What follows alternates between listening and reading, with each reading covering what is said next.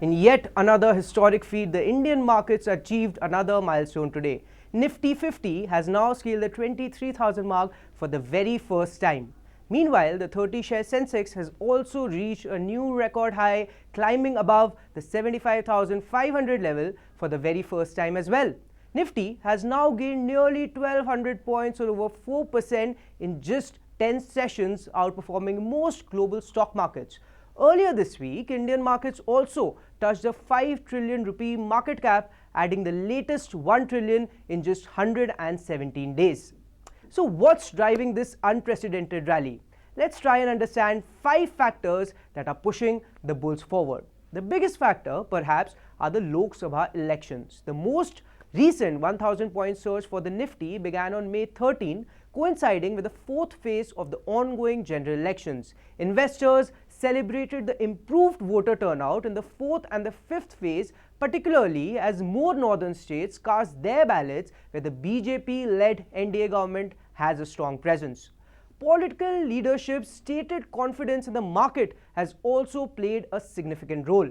Prime Minister Narendra Modi recently stated that both the BJP and the stock market will touch a fresh record high on June 4th when the Lok Sabha election results are declared. Union Home Minister Amit Shah and External Minister S. Jaishankar have also stepped forward to address market concerns. Shah even urged investors to seize the opportunity and buy stocks ahead of the anticipated rebound after June 4th.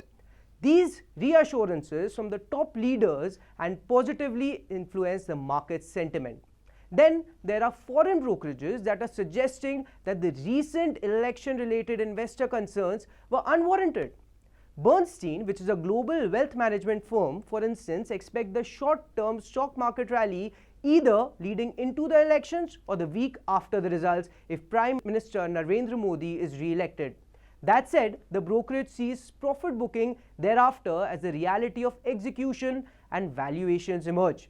Two other multinational banks, Nomura and HSBC, are also bullish on Modi and India. Japan-based Nomura has predicted an outright win for Modi's BJP, which could send stocks flying on the D Street.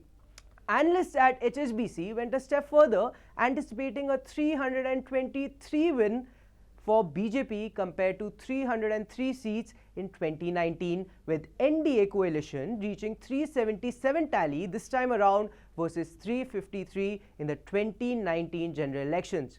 While foreign brokerages are bullish on Modi and India, the same sentiment has not been reflected in the actions of the big foreign investors. Foreign institutional investors, for instance, have pulled out 33,500 crore from the Indian markets since the start of May. However, their incessant selling has been more than compensated by the consistent buying of domestic institutional investors who have pumped in over 44,000 crores in the Indian markets in the same time frame and extending their buying spree to 10 straight months now. Also, improving the sentiment is RBI's surprise gift to the government. At a time when some of the central banks in the advanced economies have reported losses and negative equity, the Reserve Bank of India has announced a bumper dividend of rupees 2.1 lakh crore to its sole owner, the government. The mega dividend by India's central bank will help government reduce its fiscal deficit and step up infrastructure spending.